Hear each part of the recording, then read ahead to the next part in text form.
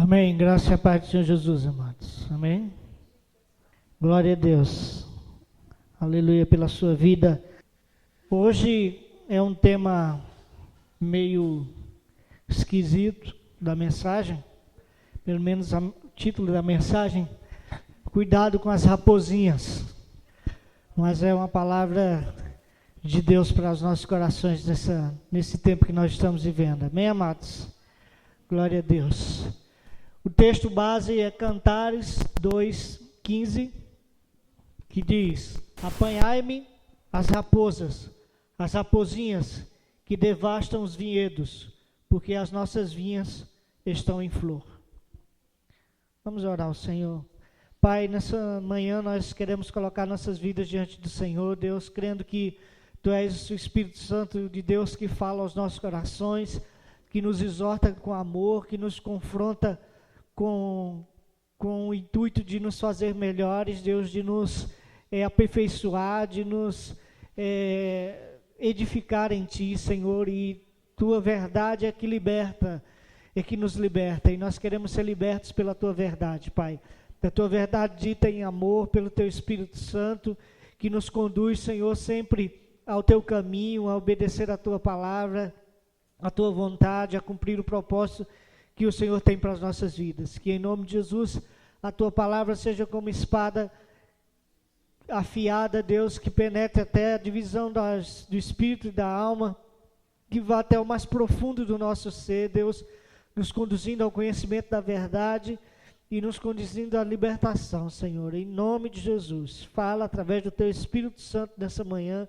e nos conduz ao centro da Tua vontade. É a nossa oração em nome de Jesus. Amém. Amém, amados. Glória a Deus. O que Salomão tinha em mente quando usou essa metáfora? Cuidado com as raposinhas que fazem mal às vinhas, porque as vossas vinhas estão em flor. As raposas é um animal pequeno, mas que pode causar grandes estragos. As raposas são geralmente animais bonitos, né? Animais vistosos, animais bonitinhos, fofinhos, mas são animais totalmente nocivos, né? As plantações, as criações, né? Quem já criou galinha sabe o perigo que é uma raposa perto do galinheiro, né? E nas plantações também, as raposas, elas, principalmente as plantações de vinha, as plantações de uva, as raposas, elas gostam muito, e elas destroem a planta quando ela ainda está na flor, quando ela está para dar os frutos. E as raposinhas, elas representam as pequenas coisas que se infiltram na nossa vida, que se infiltram no nosso dia a dia, que se infiltram na nossa casa, que se infiltram nos nossos relacionamentos, que causam essa destruição, que podem causar essa destruição. As raposas, elas simbolizam demônios que por ordem de Satanás querem destruir a igreja, que é a vinha do Senhor. Querem destruir a sua vida, querem destruir os seus relacionamentos, querem destruir muitas vezes a sua família e o seu caminhar com Deus. Então as raposas representam essa atitude astuta do inimigo, essa estratégia do diabo de entrar sorrateiramente na nossa vida e tentar destruir os frutos que Deus tem para nós, ou frutos que Deus tem para que nós possamos produzir. E nós podemos ver,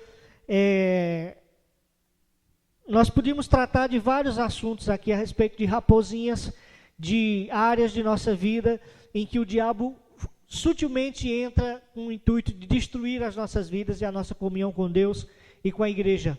Mas eu quero falar hoje sobre 3 aspectos de uma área que é destrutível, que é uma raposinha terrível no meio da igreja e no meio da sociedade, que é a língua. Amém, amados? Amém foi fraco. A língua, aquele instrumento que Tiago diz que é fogo, que é como fogo, que que o homem não consegue dominar. Diz que os homens conseguem dominar as feras selvagens, mas muitas vezes não conseguem dominar a sua língua, a sua própria língua. E isso é terrível. Nós vemos um episódio, eu quero como base um texto que está em Números, capítulo 13. É um texto conhecido, quando os 12 homens são enviados para espiar a terra de Canaã. O Senhor disse a Moisés: Moisés, escolhe um homem de cada tribo e envia para a terra de Canaã, para que eles possam ver a cidade, como é que o povo vive, como é a cidade, se é boa ou se é má, se habitam em arraiais ou se em fortalezas, também se a terra é fértil ou estéril, se nela há matas ou não. Então o Senhor mandou que Moisés mandasse 12 homens das tribos para espiar a terra. E ao cabo de 40 dias, eles voltaram com um relatório. E o relatório desses homens não foi tão positivo, pelo menos de 10 desses homens, e somente 2. E o relatório deles definiu o destino, não só deles, como de toda uma geração. Vamos ver o texto aqui, a partir do versículo 25, do capítulo 13 de Números, que diz: Ao cabo de 40 dias, voltaram de espiar a terra, caminharam e vieram a Moisés e a Arão e a toda a congregação dos filhos de Israel no deserto de Parã, a Cádiz, deram-lhes conta a eles e a toda a congregação e mostraram-lhes o fruto da terra. Relataram a Moisés e disseram: Fomos à terra que nos enviaste, e verdadeiramente mana leite e mel. Este é o fruto dela. O povo, porém, que habita nessa terra é poderoso, e as cidades muito grandes e fortificadas. Também vimos ali os filhos de Anak. Os amalequitas habitam na terra do Neguebe, os heteus, os jebuseus, os amorreus habitam na montanha. Os cananeus habitam ao pé do mar e pela ribeira do Jordão. Então Calebe fez calar o povo perante Moisés e disse: Eia, subamos e possuamos a terra, porque certamente prevaleceremos contra ela. Porém os homens que com ele tinham subido disseram: Não poderemos subir contra aquele povo, porque é mais forte do que nós. E diante dos filhos de Israel infamaram a terra que haviam espiado, dizendo: A terra pelo meio da qual passamos a espiar é terra que devora os seus moradores, e todo o povo que vimos nela são homens de grande estatura. Também vimos ali gigantes, os filhos de Anak, são descendentes de gigantes. E éramos aos nossos próprios olhos como os gafanhotos, e assim também o éramos aos seus olhos. Então nós vimos que esses homens aqui, eles trouxeram um relatório ultra negativo sobre a terra que Deus havia prometido dar a Israel. Deus não havia mandado o povo ir ver se ele teria condições de possuir a terra. Deus mandou apenas que eles fossem ver como era a terra, como o povo vivia, qual a estratégia que eles usariam para entrar naquela terra, para conquistar aquela terra. Mas Deus não estava perguntando a eles se seria possível conquistar a terra ou não. Mas eles, com a sua boca, eles confessaram a sua incredulidade e disseram que aquela terra não seria possível ser tomada, porque o povo era mais forte do que eles. No entanto, Josué e Calebe trouxeram outro relatório. O versículo 6 do capítulo 14 diz: Josué, filho de Nun, e Calebe, filho de Jefoné, dentre os que espiaram a terra, rasgaram as suas vestes e falaram a toda a congregação dos filhos de Israel, dizendo: A terra pelo meio da qual passamos a espiar é terra muitíssimo boa. Se o Senhor se agradar de nós, então nos fará entrar nessa terra e nos dará terra que mana leite e mel. Então somente não sejais rebeldes contra o Senhor e não temais o povo dessa terra, porquanto como pão podemos devorar. Retirou-se deles o seu amparo. O Senhor é conosco, não os temais. Apesar disso, toda a congregação disse que os apedrejassem. Porém, a glória do Senhor apareceu na tenda da congregação a todos os filhos de Israel. E o resultado disso é que, no versículo 20, diz: Tornou-lhe o Senhor, segundo a tua palavra eu lhe perdoei. Porém, tão certo como eu vivo, e como toda a terra se encherá da glória do Senhor, nenhum dos homens que, tendo em vista a minha glória e os prodígios que fiz no Egito e no deserto, todavia me puseram à prova já 10 vezes e não obedeceram a minha voz, nenhum deles verá a terra que com juramento prometi a seus pais, sim, nenhum deles daqueles que me desprezaram haverá. Nós vemos que o resultado o fruto do pecado, das palavras daquele povo, foi que eles ficaram fora da terra prometida. Eles não entraram na terra prometida, somente as crianças, os filhos menores, e Josué e Caleb entraram na terra prometida. Mas toda aquela geração morreu no deserto por causa do seu pecado da língua, por causa daquilo que eles falaram. Então nós podemos, os teólogos dizem que nós podemos pecar de 3 maneiras: por ações, por palavras e por pensamento. Muitas vezes nós não agimos e nos detemos mais de pecar por ações. Muitas vezes nós vigiamos os pensamentos, mas na maioria das vezes não vigiamos no falar. Não vigiamos na boca, na língua. E não pomos guardas na nossa boca para que não pequemos contra o Senhor. E o pecado do falar, o pecado da língua é tão grave quanto o pecado cometido. Jesus disse que se eu odiar o meu irmão, se eu disser alguma coisa contra ele, mal contra ele, eu já o matei. Então, amados, o pecado da língua, do falar, é tão grave quanto o pecado da ação. Por isso que nós devemos vigiar enquanto aquilo que falamos. E existem 3 aspectos do pecado da língua que precisamos lutar, são gigantes que devemos matar todos os dias. Temos que lutar contra esses gigantes todos os dias. O primeiro chama-se fofoca.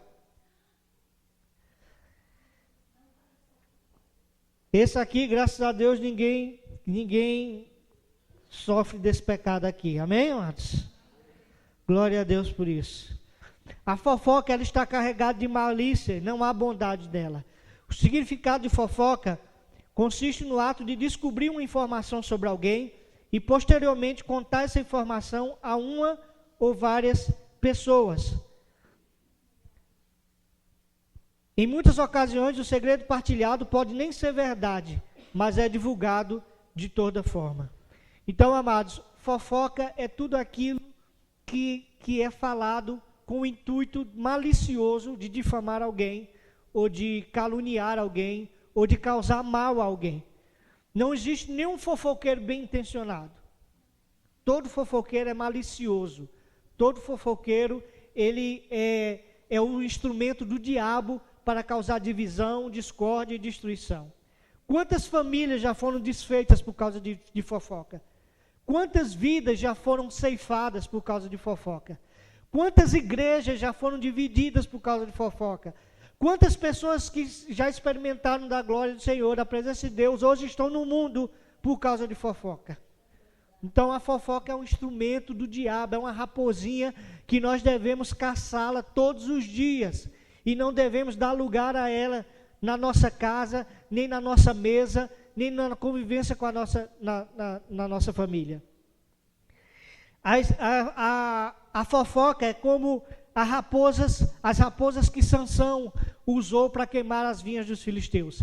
A palavra de Deus diz que Sansão, para se vingar dos filisteus, pegou 300 raposas, eu não sei como ele conseguiu juntar tantas, mas a Bíblia diz, eu acredito, e ele amarrou as caudas de 2 a 2 e tocou fogo na cauda dessas raposas e jogou ela na plantação dos filisteus. E a plantação dos filisteus foi totalmente devastada pelo fogo que havia na cauda daquelas raposas. Assim é uma fofoca. Uma fofoca é como uma faísca no meio de uma floresta. Ela pode causar um incêndio com proporções incalculáveis. Então, amados, toda fofoca deve ser rechaçada, deve ser rejeitada por cada cristão, por cada membro do corpo de Cristo. E todo fofoqueiro deve ser repreendido e rejeitado. Na minha casa nós temos uma regra de não se falar mal de ninguém.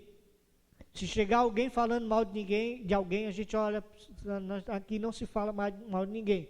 Aqui a gente ora pelas pessoas. A gente abençoa as pessoas, mas não falamos mal de ninguém. Não falamos mal de ninguém na frente dos nossos filhos, nem nas costas dele também, né? Porque o que acontece, existem muitos filhos de pastores frustrados, feridos, machucados, desviados da igreja. Por quê? Porque ouviram tantos dos problemas da igreja e ouviram falar tão mal das pessoas da própria igreja nas mesas e na hora da refeição e dentro da sua casa, que disseram, não, a igreja não é um lugar bom.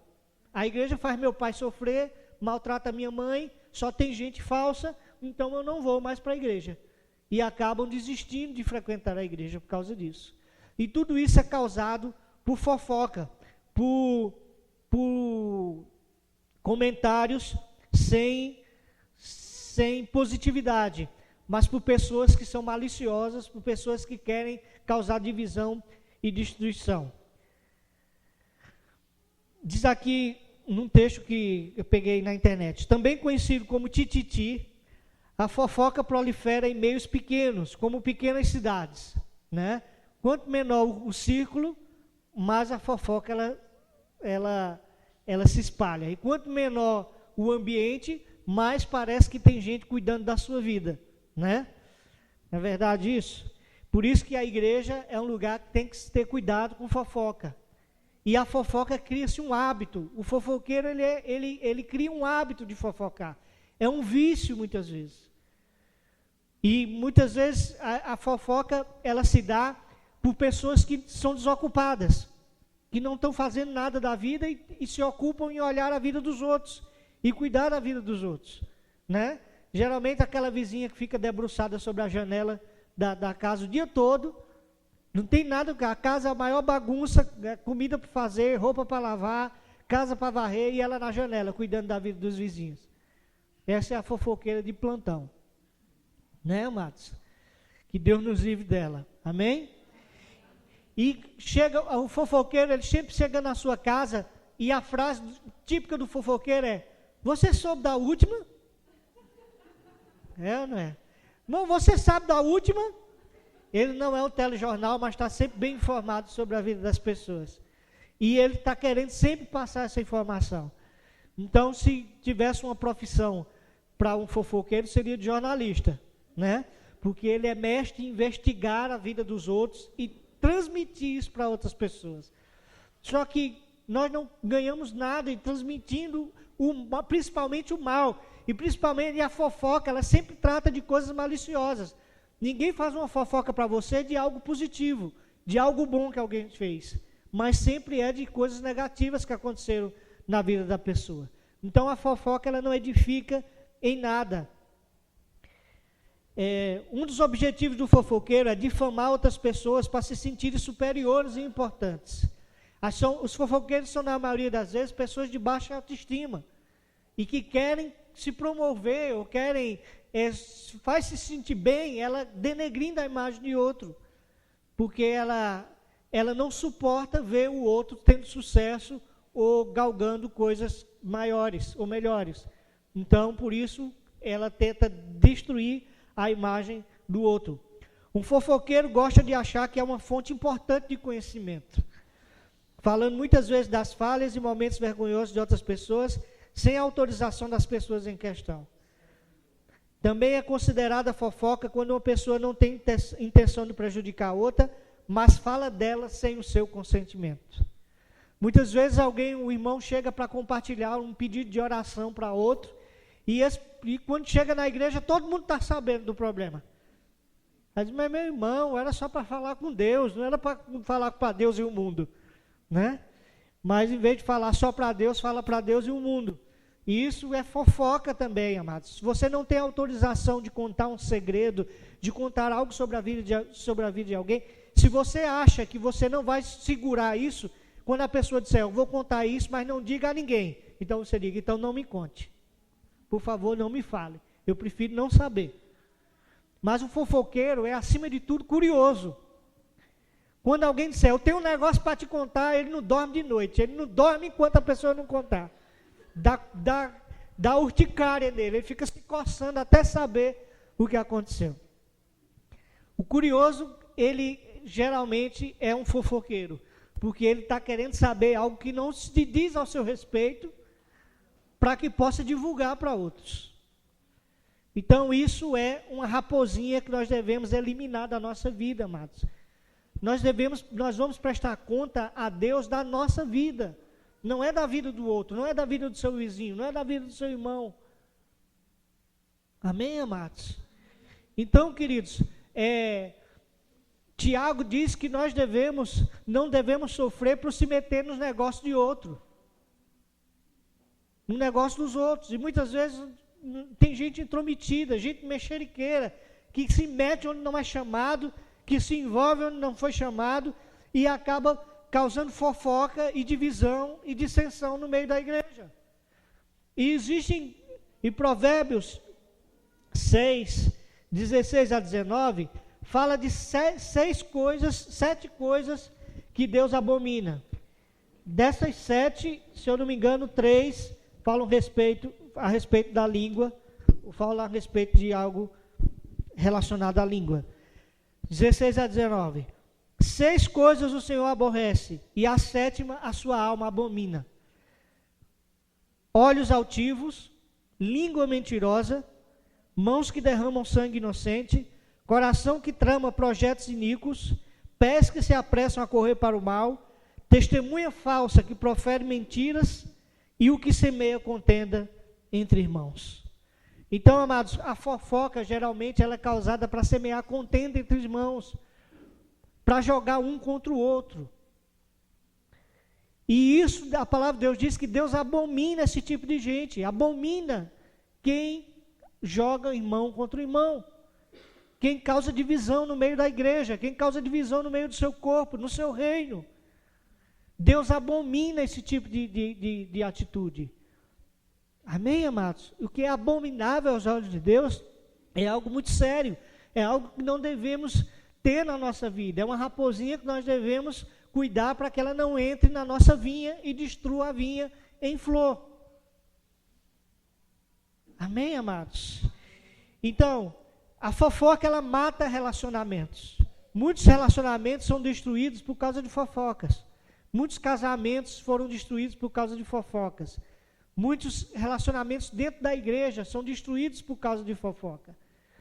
Então, amados, quando alguém vier dizer alguma coisa para você, existe algumas perguntas que você deve fazer à pessoa. Primeiro, isso vai me edificar? Isso que você vai me dizer vai me edificar? Segundo,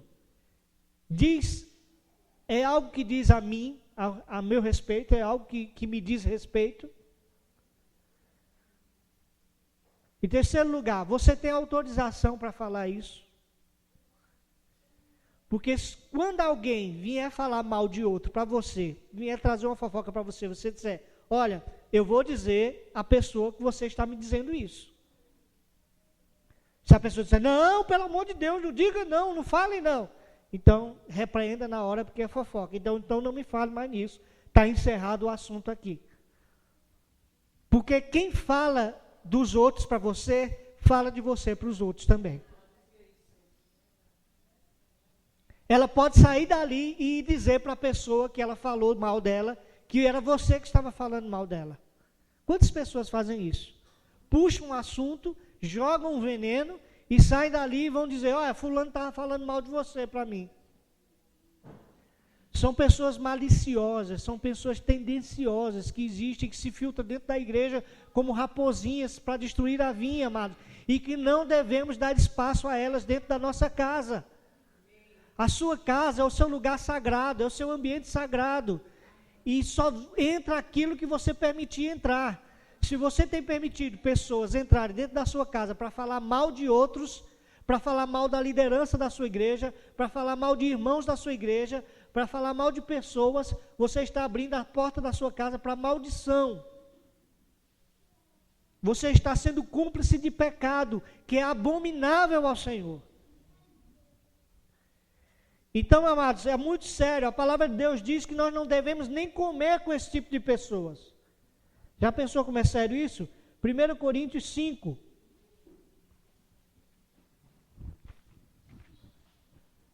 Olha o que diz o apóstolo Paulo. O apóstolo Paulo não brincava de serviço não e nem aliviava não. Olha o que ele diz. Versículo 11. Mas agora vos escrevo que não vos associeis com alguém que, dizendo-se irmão, foi impuro, ou avarento, ou idólatra, ou maldizente, ou beberrão, ou roubador. Com esse tal, nem ainda comais. Paulo está dizendo, nem se sente para comer com esse tipo de pessoa. Não dê lugar à mesa da sua casa para esse tipo de gente. Porque tem gente desocupada que anda de casa em casa, sentando na mesa, chega na hora do almoço, diz, eita, que as panelas estão cheirando, né? E vão se sentando e vão comendo a comida e traçando a vida dos outros na sua mesa. E se você permitir isso, você está sendo cúmplice desse pecado, cúmplice dessa maldição. Amém, amados? Então, cuidado com essa raposinha, feche as portas da sua casa para esse tipo de gente. Não queira convívio com ela. Primeiro repreenda ela, primeiro diga, mostre que você não está disposto a participar desse pecado dela. Repreenda em amor, repreenda com jeito, amém? Não vá brigar com essa pessoa não, mas repreenda com jeito, com amor. Se precisar ser duro, seja, mas não permita que essa pessoa faça ninho de pecado na sua casa. Porque o próximo passo é a destruição da sua família e da sua fé e da sua vida cristã. Amém, amados? Então, vamos destruir essa raposinha da fofoca no meio da igreja, no meio da sua casa. Amém, amados? Quantos estão dispostos a isso? A não compactuar, não é só fofocar, mas é não fazer parte da vida de fofoqueiros. E não ouvir, não dar os seus ouvidos a fofocas. Mas unja, consagre os seus ouvidos para ouvir somente o que edifica, somente o que for positivo, somente o que for edificável ao seu reino. Amém? Amém. Glória a Deus. Segundo ponto, segunda raposinha é a crítica. A crítica é algo também que destrói a vinha terrivelmente. Existem algumas pessoas que chegam para você, o crítico malicioso, ele chega para você e diz, olha, eu vou falar uma coisa de uma pessoa, mas eu não é criticando, não é falando dela, é para a gente orar por ela. Né? Então essa pessoa é a famosa nota de R$3, falsa, que não existe.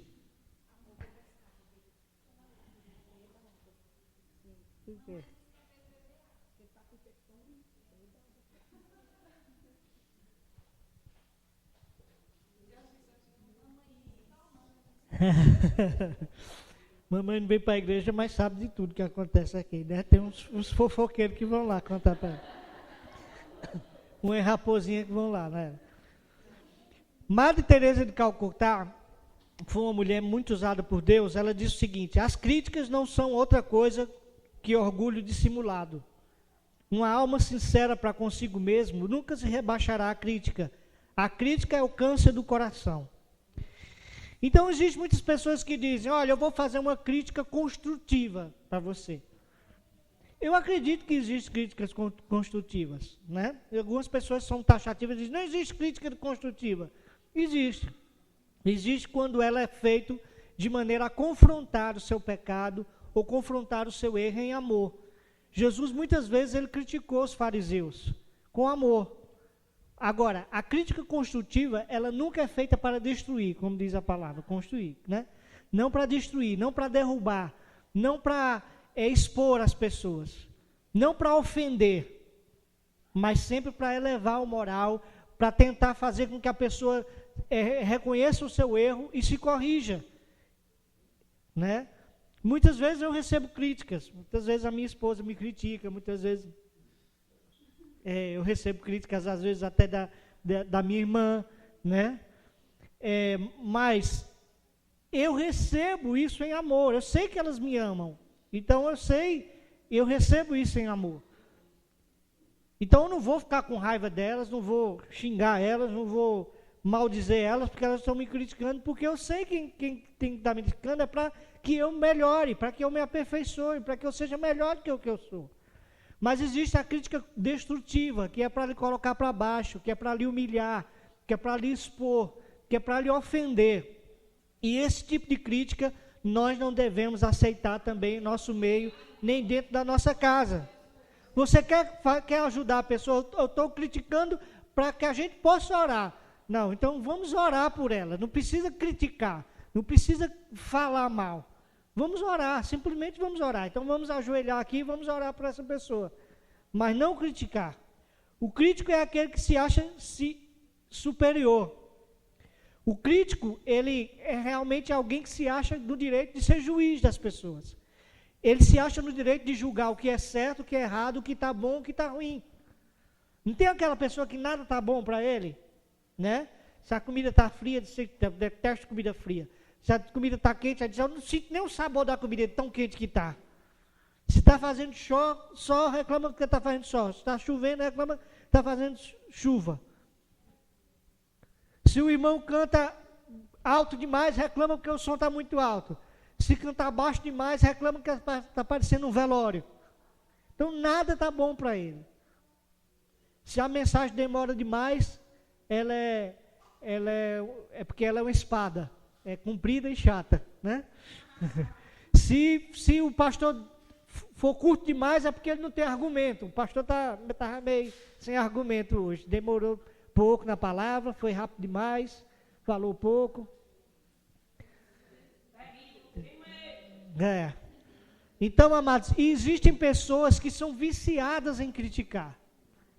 Critica a roupa do irmão, o penteado do irmão, se o irmão está acima do peso ou está magro demais. E principalmente quem está exercendo alguma função na igreja ou alguma atividade, esse é alvo de crítica, porque normalmente a crítica é fruto da inveja e do ciúme. Geralmente o crítico, ele faz a crítica ferrenha e maliciosa, porque ele gostaria de estar no lugar daquela pessoa que ele está criticando. Na maioria das vezes a crítica é fruto da inveja. A pessoa, na verdade, queria estar no lugar daquela pessoa e não pode estar, ou não foi colocada para estar, e aí ela critica, tentando desmerecer o trabalho da outra. São pessoas também com baixa autoestima, terrível, que não conseguem conquistar o seu espaço e tentam derrubar aqueles que conseguiram. A crítica cega só porque mostra um lado da situação, o negativo. A crítica, ela só mostra as coisas negativas, ela não mostra coisa positiva. É o negativista, que você tem um copo pela metade, aquele que tem a visão positiva de Deus, vai dizer, esse copo está cheio pela metade. O crítico, negativista, vai dizer, não, ele está vazio pela metade. Na verdade, as duas sentenças são corretas, mas o negativista, o crítico, só vê o lado negativo da coisa. Ele não vê que o copo está metade cheio, ele só vê que o copo está metade vazio. E assim é o crítico com relação às pessoas. Ele nunca vê as qualidades das pessoas, só vê os defeitos. E crítica, por isso que eu digo que crítica não vem de Deus, porque Deus não nos vê assim. Deus, quando olha para você, Ele diz, olha aquele mentiroso, olha aquela prostituta, olha aquele enganador, olha aquele incrédulo. Não, Deus olha aquele filho amado meu, em quem eu tenho prazer nele, que eu tenho expectativas nele, que eu estou trabalhando na vida dele, que eu sei que ele vai ser vencedor. Foi assim com o Gideão. O Gideão era um medroso que estava escondido, malhando trigo no lugar onde era para pisar o vinho, e o anjo chegou e disse, o Senhor seja contigo, homem valente. Deus não viu Gideão como covarde, mas Deus viu o lado positivo de Gideão. Deus viu Gideão como corajoso. E a crítica nos impede de ver as coisas como Deus vê. Foi isso que aconteceu com esse povo aqui no deserto. Foi isso que fez o povo morrer no deserto. Porque eles foram lá e eles viram gigantes enormes. Mas esse mesmo povo que viu gigantes enormes, eles trouxeram um cacho de uvas, que foi preciso 2 homens carregando as uvas. Por que eles não deram ênfase nos frutos da terra que era boa? Porque eles tiveram que dar ênfase no lado negativo da coisa. E muitas vezes nós somos muito negativistas, porque nós somos insatisfeitos. E isso é porque não sabemos quem nós somos em Deus. Nós estamos sempre nos comparando. E quando você se compara, você nunca vai estar satisfeito, porque você vai sempre achar alguém mais bonito do que você, alguém mais bem feito, alguém mais rico, alguém mais talentoso, alguém mais capaz. Sempre vai ter alguém assim. Sempre vai ter alguém acima de você. E você pode atingir o alvo que atingir, você vai estar sempre insatisfeito. E isso te leva a ter um lado crítico da vida. A insatisfação leva a você a ser um crítico, e o crítico ele é um amargo e é amargurado. Ninguém gosta de estar perto de um crítico, porque toda palavra que sai da boca dele é negativa, e é negativista. Então a crítica é uma raposinha que nós devemos eliminar, para que não entre na nossa vinha, na nossa igreja, e destrua a comunhão. Amém, amados? Existe alguma coisa que você não gosta na sua igreja? Existe alguma coisa que você gostaria de se fosse melhorar? Chegue para os pastores, converse com eles, diga, olha pastor, eu acho que isso aqui deveria melhorar, eu acho que a gente podia fazer desse jeito, mas não saia criticando pelas casas e uns aos outros, porque isso vai soar como o primeiro item, a fofoca. Se você não gosta de uma coisa que alguém está fazendo, ao invés de criticá-lo, ore por ele, abençoe a vida dele. Se você tiver acesso a essa pessoa, exorte ele em amor. Traga uma palavra de advertência a ele. Olha, irmão, eu estou vendo que o irmão está agindo assim, assim, assim. É isso que a palavra de Deus diz. A palavra de Deus diz que se nós encontrarmos algum irmão fazendo alguma coisa errada, vá até ele, converse com ele, exorte ele em amor, tente corrigi-lo em amor. Se ele não aceitar, aí traga mais uma pessoa, mais uma testemunha, fale na frente dessa pessoa. Se o irmão não aceitar, leve para a liderança da igreja. Se a liderança da igreja falar com esse irmão e ele não aceitar, então que ele seja disciplinado. Mas não está criticando o irmão ou falando do irmão por aí. Amém, amados? Porque defeitos todos nós temos. Todos nós viemos com defeito de fabricação, chamado pecado, que está dentro de nós, está no nosso sangue, e que mais cedo ou mais tarde começa a florescer dentro de nós. Então, nós precisamos olhar as pessoas e as coisas com os olhos de Deus, não com os olhos da crítica, não com os olhos negativos. Devemos ter uma autocrítica também, né? Devemos fazer uma autoanálise e entender o que nós precisamos melhorar. Essa avaliação nós temos que fazer sempre na nossa vida cristã, na nossa vida profissional, na nossa vida de relacionamentos. Nós precisamos sempre nos questionar o que é preciso melhorar e fazer uma autocrítica. Mas mesmo nessa autocrítica não podemos ser exagerados demais, porque muitas vezes cobramos além daquilo que podemos corresponder. E muitas vezes essa autocrítica é feita segundo as expectativas que os outros têm em relação a nós. É como o pai que diz, meu filho vai ser jogador de futebol. E o menino não quer ser jogador de futebol. Mas o pai fica insistindo com ele, você tem que ser jogador de futebol, você tem que ser jogador de futebol, você tem que ser jogador de futebol. E o menino tenta a vida toda ser jogador de futebol e não consegue, porque ele não nasceu para aquilo. Mas ele queria corresponder às expectativas do pai. Então ele vai ser frustrado o resto da sua vida.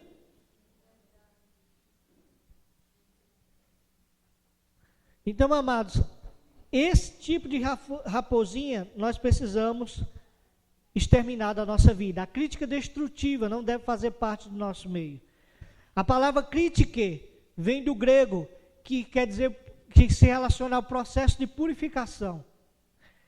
Era um processo que se dava, por exemplo, o ouro, quando era colocado no fogo e era derretido para tirar as impurezas, aquilo ali era chamado crítica.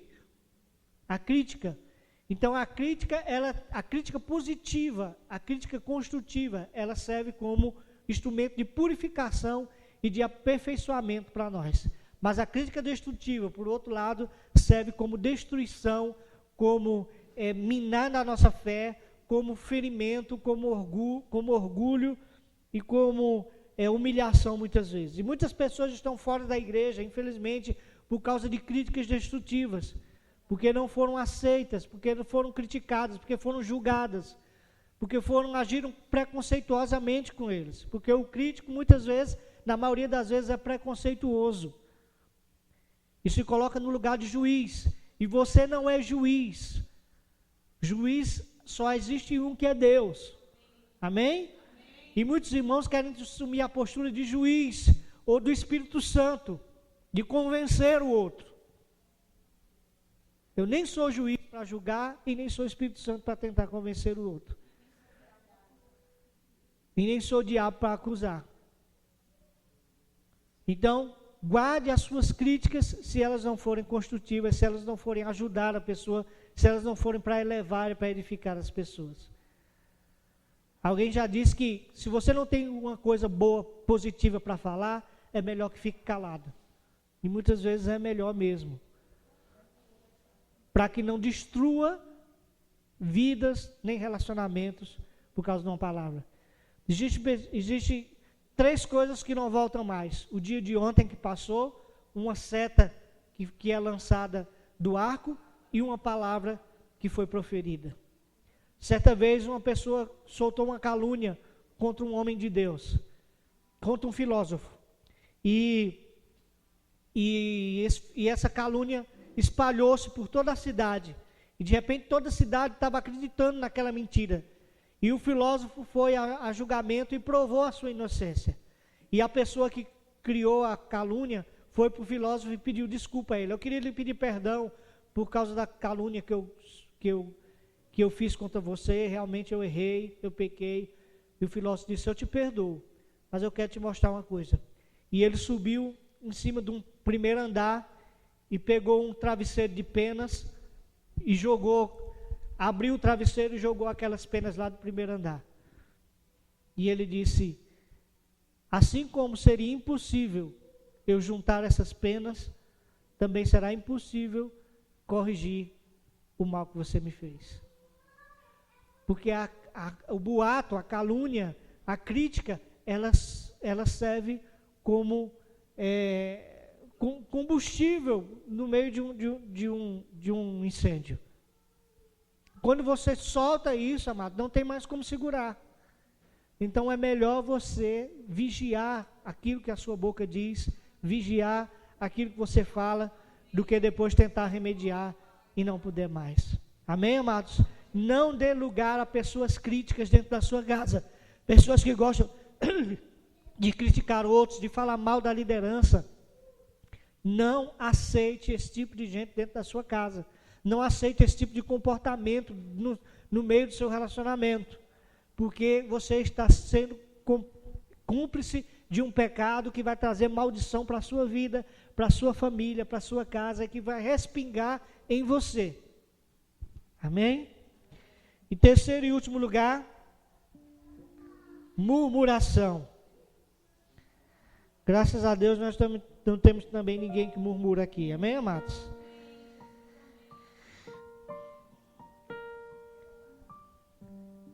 A murmuração nos faz perder a glória que nos está reservada. Olha o que é que Deus diz no capítulo 14, 22 de Números. Nenhum dos homens que, tendo visto a minha glória e os prodígios que fiz no Egito e no deserto, todavia me puseram à prova já 10 vezes, não obedeceram a minha voz, nenhum deles verá a terra que com juramento prometi a seus pais. Sim, nenhum daqueles que me desprezaram haverá. E no versículo 21 ele diz, porém tão certo como eu vivo, e como toda a terra se encherá da glória do Senhor, essas pessoas não entrarão na terra que eu prometi aos meus pais. E qual foi o pecado desse povo? Murmuração. A murmuração nos faz perder a glória que nos está reservada. A palavra de Deus diz que a glória do Senhor encherá toda a terra, como as águas cobrem o mar. Mas os murmuradores ficarão fora disso. Porque o murmurador, ele está dizendo que Deus não sabe o que faz. O murmurador está dizendo que Deus não vai cumprir a sua promessa. Foi isso que esse povo disse. Disse, olha, a terra é muito boa, realmente tem frutos belíssimos lá, a terra é ampla, é fértil, mas é impossível tomarmos posse daquela terra, porque os gigantes que estão lá são como gigantes e nós somos como gafanhotos diante deles. Em outras palavras, o que ele está dizendo, é impossível que Deus cumpra a sua promessa. E assim como a fofoca é um vício, a crítica se torna um vício, a murmuração também se torna um vício.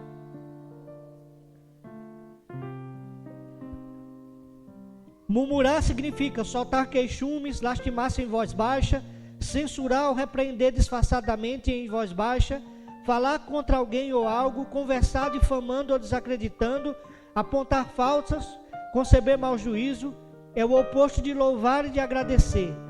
A expressão grega mais utilizada no Novo Testamento é gongijo, que significa declarar insatisfação de forma secreta e mal-humorada, expressar desagrado, reclamar. A murmuração, amado, é como minas enterradas num campo minado. Uma hora ela explode e joga você pelos ares. A murmuração, ela mina a fé das pessoas. A murmuração, ela causa dúvida. A murmuração, ela causa incredulidade. E por causa da incredulidade, aquele povo não entrou na terra prometida. E a murmuração foi gerada, a incredulidade foi gerada pela murmuração. Eles inflamaram o coração. A Bíblia diz que eles inflamaram o coração daquelas pessoas com a murmuração deles. E olha o que as pessoas começaram a dizer: por que nos traz o Senhor a essa terra para cairmos à espada e para que nossas mulheres e nossas crianças sejam por presa? Não nos seria melhor voltarmos para o Egito? E diziam uns aos outros: levantemos um capitão e voltemos para o Egito. A murmuração é como pecado de rebelião ao Senhor. É como você está dizendo: Deus, Ele não tem poder de fazer aquilo que Ele prometeu na minha vida. Deus, Ele não é capaz de cuidar de mim. E é por isso que eu tenho o direito de reclamar. É por isso que eu tenho o direito de estar insatisfeito. Porque Deus está demorando. Ele não sabe o que faz. Ele não sabe como fazer. Eu sei o que fazer. É isso que o murmurador diz. E isso é pecado diante do Senhor. Isso é abominável diante do Senhor. Filipenses 2, 14 a 16. Paulo, escrevendo àquela igreja, ele diz o seguinte: fazei tudo sem murmurações nem contendas, para que vos torneis irrepreensíveis e sinceros, filhos de Deus inculpáveis, no meio de uma geração pervertida e corrupta, na qual resplandeceis como luzeiros do mundo, preservando a palavra da vida, para que no dia de Cristo eu me glorie de que não corri em vão, nem me esforcei inutilmente. Então fazeis tudo sem murmuração nem contenda, preservando a palavra da vida. Da nossa boca tem que sair palavras de vida, amados, não de morte. Não palavras de incredulidade, não palavras de dúvida, não palavras de maldição, mas palavras de fé, palavras de vida, palavras que edificam. A murmuração em nada edifica. A murmuração só tira a nossa confiança no Senhor. E só diz que Deus não é capaz, que Deus não é poderoso o suficiente para cumprir o que Ele tem para a minha vida. A murmuração é a arma dos covardes e dos incrédulos. E a murmuração, ela causa insatisfação, ela tem o poder de inflamar no meio da igreja. O murmurador, ele chega e diz: olha, você viu o que fulano fez? Você viu o que aconteceu? Mas sempre é assim. Mas a igreja é assim mesmo. Esse povo é desse jeito mesmo. Esse pastor é assim mesmo. E a murmuração, ela sempre tem um alvo. Geralmente ela vai alcançar um alvo: a liderança. E olha, amados, a rebeldia, ela tem raiz na murmuração. Alguém que critica muito a liderança e os pastores é alguém que é tendencioso à rebeldia. E rebelião é como pecado de feitiçaria, a palavra de Deus diz. E feitiçaria, ela traz maldição para a vida daqueles que cometem isso, para a vida daqueles que convivem com isso. Então, se você permite alguém que convive com você, está sempre murmurando e reclamando de tudo que é feito, e maldizendo pessoas, e murmurando contra a liderança, e falando mal de pastores, você está compactuando com essa pessoa, se você não exortar e não repreender essa atitude. Se você aceitar, você está sendo conivente e está fazendo parte desse pecado de feitiçaria na sua vida. Nós temos uma liderança, amados, que eu louvo a Deus todos os dias por ela. Não são pessoas perfeitas, longe disso, mas são pessoas de confiança, pessoas que eu confio de olhos fechados, que eu confio cegamente, como diz o ditado. São pessoas que eu não ando sem medo nenhum de levar facada nas costas, até porque o nosso caminhar é em confiança. Liderança para mim é cargo de confiança, e eu só ando com aqueles que eu confio.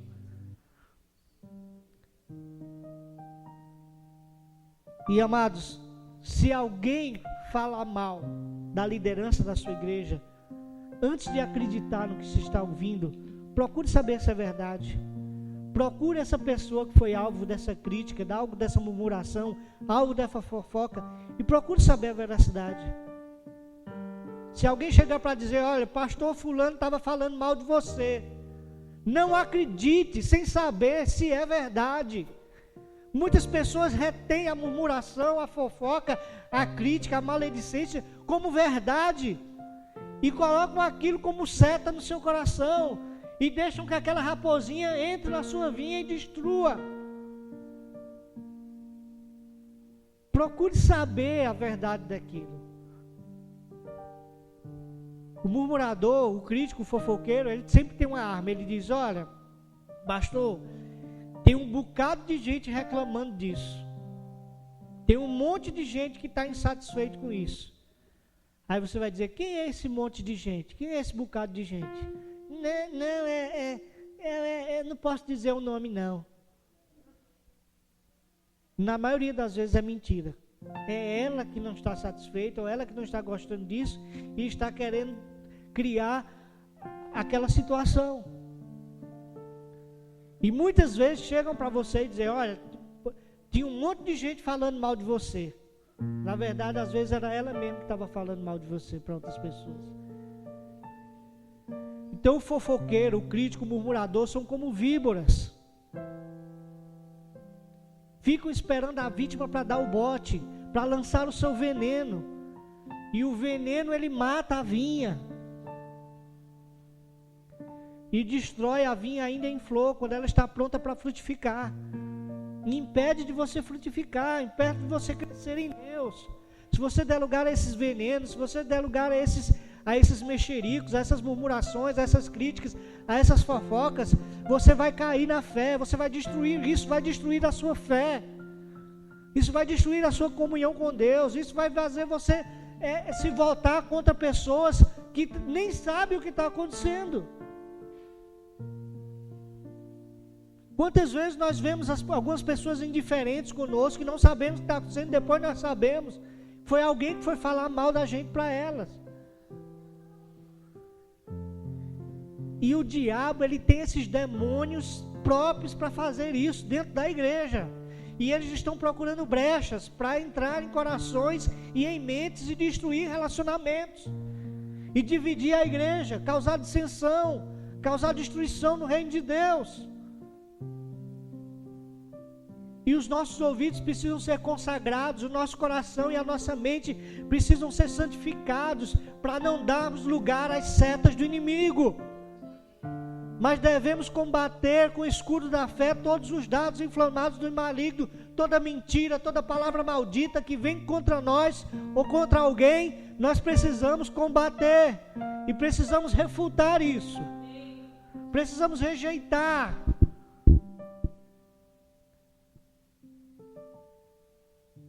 E nós combatemos essas raposinhas, amados, fechando o nosso jardim.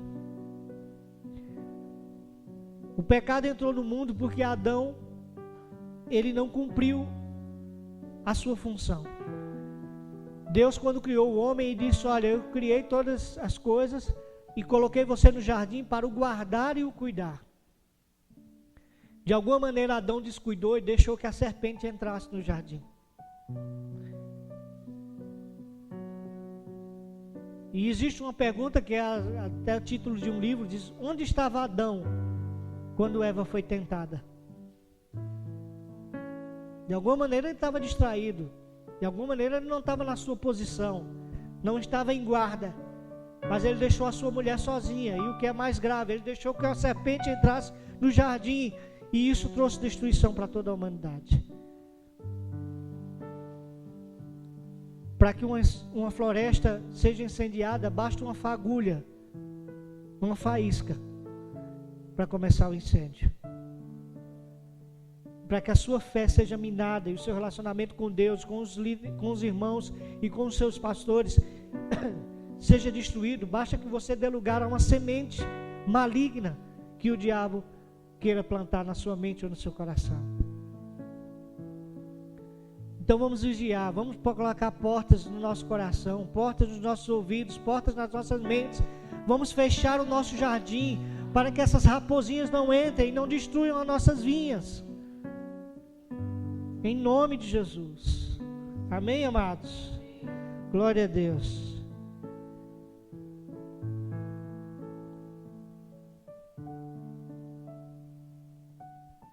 A murmuração ele causa divisão na igreja. A murmuração gera contendas, provoca invejas, causa dissensões. O murmurador torna-se um semeador de discórdia, o que Deus abomina. Quando houve murmuração na igreja primitiva por causa do cuidado com as viúvas, 2 grupos distintos foram separados, os judeus e os gregos. A palavra de Deus nos ordena que vivamos sem murmuração. Amém, amados? Os dias são maus e o inimigo ele está ao nosso derredor procurando uma brechinha para entrar e destruir aquilo que Deus tem plantado em nós. E cabe a nós guardar o nosso coração como se fosse o jardim do Senhor e não deixar que essas raposinhas entrem e causem destruição. Em nome de Jesus, vamos fechar a porta da nossa casa, dos nossos relacionamentos, do nosso coração, da nossa mente, para esse tipo de pecado e para esse tipo de gente que comete esse pecado. Em nome de Jesus. Vamos ficar em pé, vamos orar ao Senhor.